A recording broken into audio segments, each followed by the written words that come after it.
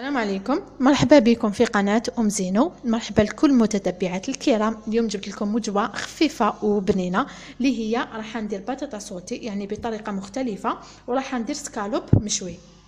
هنا البطاطا تاعي كما راكم تشوفوا قطعتها اوندي. واش راح ندير لها؟ عندي هنا كمية تاع المعدنوس، زوج فصوص تاع الثوم، الملح وفلفل الكحل. راح ندير كلش هكذا على خطرة كما راكم تشوفوا.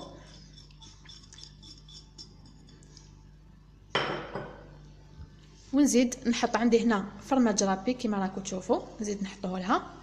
هاي ليك نخلط كامل هذيك البطاطا بهذوك المعدنوس والملح وفلفل الكحل اللي درتو باش نحطها في المقله نصوتيها. كما راكم تشوفوا حطيت من غير تاع الزبده. هاي ليك راهي تذوب. ما دابت لي هذيك الزبده نحط هذيك البطاطا. هي الحاجه واش تغيرت فيها، انا زدنا لها الجبن بطاطا صوتي. هايليك راح يتسلق بزاف بنه هايله مع البطاطا الفرماج هذا. دركا نصوتي البطاطا تاعي كامل دا البنات كما راكم تشوفوا نصوتيها كامل. البنات نروحوا للوصفه الثانيه اللي هي قلت لكم سكالوب مشوي بدون زيت، حيكون صحي. عندي هنا قطعه تاع سكالوب، كل وحده تستعمل حسب افراد العائله تاعها. الحاجه اللي نديرها انني نحط الملح، نملح سكالوب تاعي، نحط فلفل الكحل كما راكم تشوفوا هاوليك،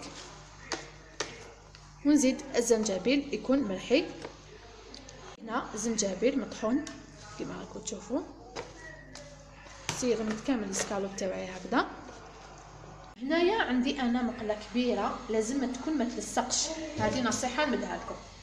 نحطوا السكالوب تاعنا يتنشواو كما قلت لكم، ما نديروا ولا قطره تاع زيت، والمقله لازم ما تكونش تلصق.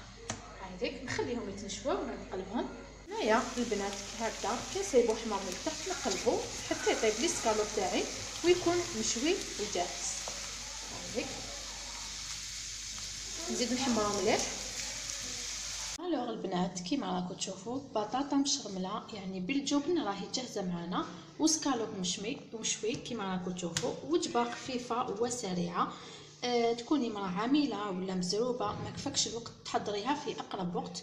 وجبه بنينه بنينه بنينه بزاف. ان شاء الله تجربيها ونقول لك الى عدد مقبل ان شاء الله، وسلام.